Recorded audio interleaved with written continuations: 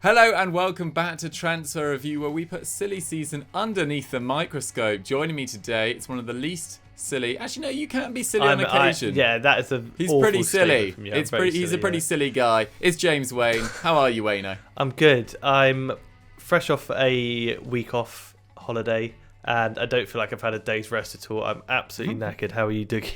That is the nature of having a wee Zach in your life. That's not Zach Jalab, by the way. That's that'd be even worse. Yeah.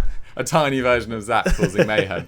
Yeah, I'm good. I'm much better than yesterday. I had my second vaccine late on Monday night, so I felt kind of weird all day yesterday. I was kind of just absolutely knackered, but yeah, feeling absolutely back to normal now. So everyone, go and get your vaccines. Let's get the world back on track. Anyway, speaking of on track, we've got the transfer we like, and it's Chelsea doing more crazy business in the market. Crazy good business, I should say, James. What's going on? Yeah, they're doing really well this window, and it's reported that they're in for a double swoop for Atleti's Saul Niguez and Sevilla's Jules Kounde, both of which could be complete before this video goes live. So a fantastic windows for the Blues all round. They were chasing Kounde for, it's about a month ago now, for a good few weeks, but it was dependent on Kurt Zouma moving over to Sevilla, but he wasn't really interested in that move, although Fabrizio Romano claimed that a €30 million move to West Ham is close to being completed. Obviously, Kurt Zouma's not moving too far. I think he enjoys his life in London, paving the way for the 22-year-old Kounde to move in, take his place at Stamford Bridge. As for Saul, case is a little bit different here. He was reportedly close to joining Barcelona a few weeks ago with a swap deal with Griezmann. That was all very strange, but now he's been linked with pretty much everyone in the Premier League over those, since that deal collapsed anyway. But according to Football.London, he's been offered to many Premier League suitors. As it stands, at Chelsea and United are the front runners, although Fabrizio Romano claimed that United are yet to make a bid, whereas Chelsea are in talks over a loan deal with an option to buy. So, smart business, because it's obvious that Atleti want out, and there might be a reason to it that nobody really knows. So getting him on loan, option to buy, it's kind of a safe move by the looks of things. Football.London also claim that it's dependent on Chelsea being able to offload a lot of their fringe midfielders, Bakayoko, Drinkwater, Barkley, all of them not getting any game time, out on loan here, there and everywhere. But do you think these two deals will happen, Dougie? And kind of, what do you make of their window as a whole? Well, firstly, their window as a whole has been pretty close to perfect, I would argue. They've signed one of the world's best strikers, probably in the top 5 in his position in the world, one of the world's best emerging centre-backs, potentially in Jules Kounde, and brought in some crucial cover in midfield too, whilst offloading deadwood like Zappacosta. Victor Moses was also gone, Kennedy, Emerson, Van Ginkel, obviously got a price for Olivier Giroud as well. They made €72 million on 2 academy graduates in Tomori and Tammy Abraham. Obviously a shame to see them go, particularly in Tomori's case, but that's fantastic money, and they do have a buyback clause for Tammy Abraham as well. In terms of whether those deals can get done, it feels like Kounde is incredibly likely, given the fact they've already agreed personal terms reportedly a few weeks ago. As for Saul, unless there's a late bid from Man United, it looks like he's likely to go to Chelsea if he's going to go anywhere. Also, well, it seems like from Saul's perspective, United would probably make a bit more sense, given the scarcity of really top-class central midfielders and the strengths of the midfield options at Chelsea, obviously with Kante, Jorginho, Kovacic, etc. And if he went to Stamford Bridge and excelled and then got signed permanently, what does that mean for the future of Billy Gilmore, Conor Gallagher as well, who started his loan spell at Crystal Palace really brightly?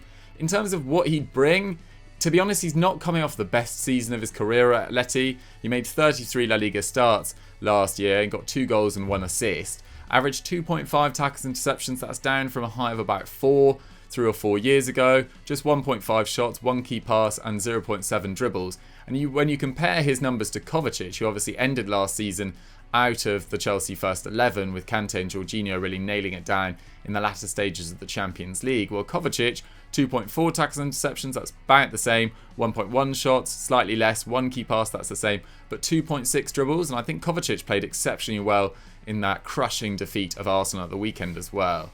And he's also not a particularly good passer, or at least not on Kovacic's level. Only 34 per game last year with an 84% pass accuracy versus 65 for Kovacic and a 93% pass accuracy. So he clearly needs a new challenge. It's a loan deal, which is obviously not, pretty low risk, etc. And with Jorginho 30 in December, Kante is going to be 31 in March. If the loan deal goes well and they sign him permanently, he'll be a sort of experienced option to bridge the gap between, the Kante and Jorginhos and the Gilmours and Gallaghers, etc. Maybe Ruben Loftus-Cheek coming back into the fold unless he's sold permanently as well. So I think he's an experienced option that will add a lot to Chelsea's midfield in terms of depth for this season. But I am slightly concerned about what it means for the long-term future of those Chelsea youngsters.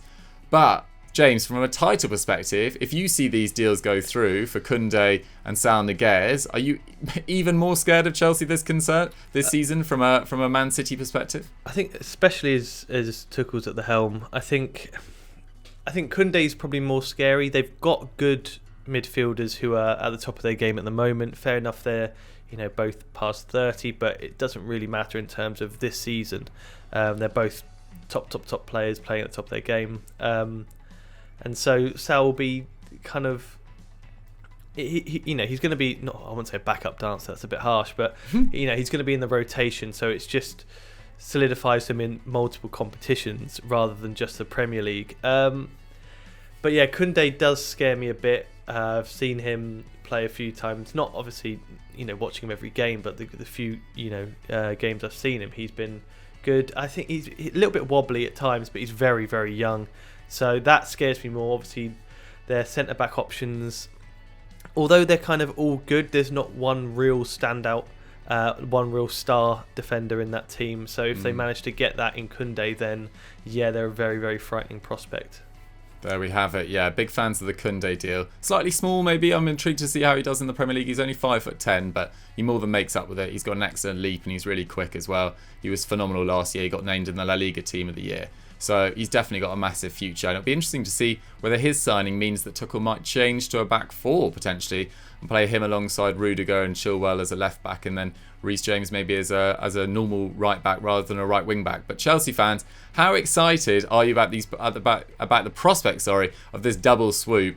And do you see yourselves now challenging Man City and maybe even beating them to the title this year? Get your thoughts in the comments down below, and let's move on to the transfer we don't like. Now for the transfer we don't like, and obviously it seems that Mbappe is on his way to Real Madrid, but the replacement is still yet to be decided on, and it's a bit of a questionable one, Dougie. Yeah, it feels a little bit strange. So according to RMC Sport and Eurosport, in the event that Kylian Mbappe leaves PSG this week, the player they will look to replace him with is Everton's Richarlison. Who saw that coming? I certainly didn't. So as has been widely reported this week, including by the BBC, Real Madrid have made a €160 million bid for the Parisian superstar. The club obviously have significant debts, but they have reined back spending in recent years. They've only signed Bayern Munich's David Alaba on a free transfer this summer, and they made €186 million by selling players over the last 2 seasons, whilst also offloading big earners Varane and Ramos this summer.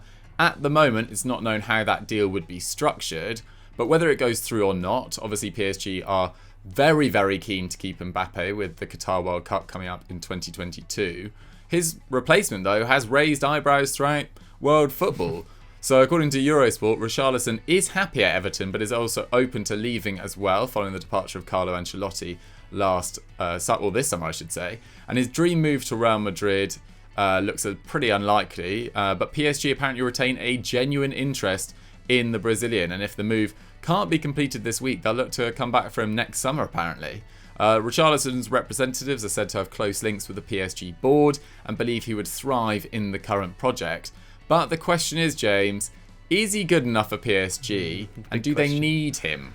Yeah, it's a bit of a strange one. Obviously, firstly, if they want to use Richarlison as a wide man, they don't really need him. They've got a plethora, if that's the right word, of players on the, out wide. Neymar, Mbappe, Messi, Di Maria, and Sarabia, Draxler, countless players. So they don't need him wide.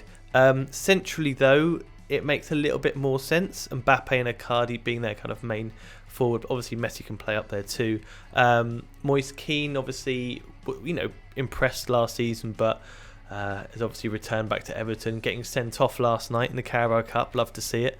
How the mighty have fallen. Yeah, I was about to say that. Yeah, jinx. Oh, no, I can't speak now. Richarlison, he had a great summer, scored 5 goals and made an assist in Brazil's Olympic gold-winning campaign. Is it? It's only a few games, but this is called a campaign anyway. Brazil's second successive gold medal, that is. So, congratulations to them. And he has carried that good form into the new season. 1 goal, 1 assist against Southampton on the opening day. And at 24, he's still got a lot of time to develop. He's about to be hitting his peak, kind of mathematically, let's say. And he has a pretty good goal-scoring record, 14, 15 and 13 goals in all comps over the last 3 seasons. And, he is ready to step up in 2021 in the Premier League. 7 goals and 3 assists in 34 league games. 2.4 shots, 0.8 key passes and 1.9 dribbles.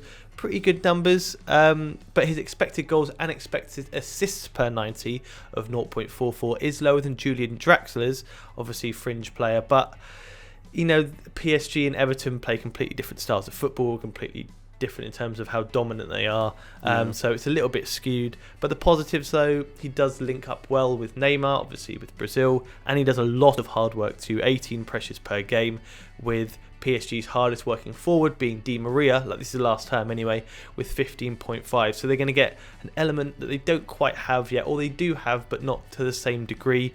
But yeah, Dougie, as a Mbappe replacement, it's a little bit confusing to me. It's a little bit bland, I would say, to be honest. I think with their sort of wide talent they've got, I'd probably go for an out and out 9, and Richarlison's done most of his best work on the left wing in the last few years. Obviously Di Maria, will need replacing in the next few years as well. Messi's not going to go on forever, despite the fact they've only just got him as well. So getting another wide player is probably not the worst option. Richarlison, he's quite a strange player to watch. He's always quite ungainly, but it is quite effective. And as you say, does work hard.